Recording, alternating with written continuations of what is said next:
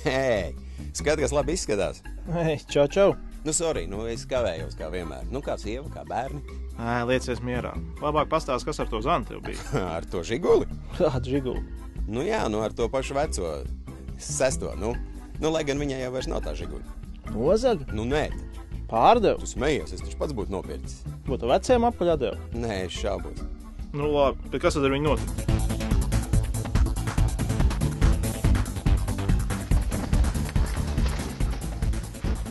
Nu, viņa nesaka, neviens jau tā īsti līdz galam arī nezina, kur viņš palicis. Lai gan veči apkārt runā, ka esot nošķelts Māras upītē. Sviests, ko tālāk? Nu, tā arī bija, iedomājies Zane. Nu, viņa tak bez auto nekur. Nu jā, ir atgūsies no tā? Ir.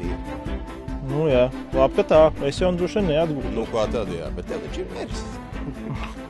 Un ko tu viņi tagad ar kājām? Vai tikai sēž mājās? Atgūsies? Jā, sēdēs mājās.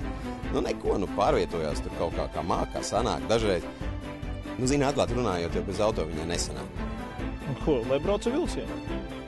Lai gan jau braukt, ja mācētu nostapēt. Nu, labi, ko tu viņi darīja? Nu, nezinu, man viņi teica, ka esot viena firma internetā atradusi, kas mašīnas piedāvā. Man liekas, OK Auto vai Opcar Rent vai Rental sauc. Tur tāds vīrietis pieklājīgs, redz, adresi nosauc tikšanos, esot norunājis pie Spītas office viņiem. Nu, viss tā pa smuko. Man liekas, ka uz Ulmaņa gatavs tas ir, ja nemaldos. Nu, redzot, uz Džeks uz vietas viņa arī laipni pieejas, sagaidīja, paspieda rodziņu, uzveda, uzreiz mašīnas apskatīja. Ko foršo? Vai ne? No sākuma Fiatiņu parādīja, zini, jau no 500.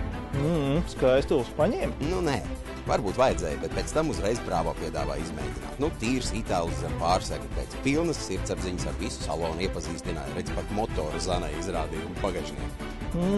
Zanai jau vajag attieksmi. Vēl kaut kas arī bija? Nu jā, tāda tīra glīta sarkana Mazda pēc skata nullīta pavisam svaiga. Visu atkal pacietīgi izrādīja, pat ļāva ar suni iesaisties un vēl mobīlo uzlādēt. Ko? Nu labi, sāks to.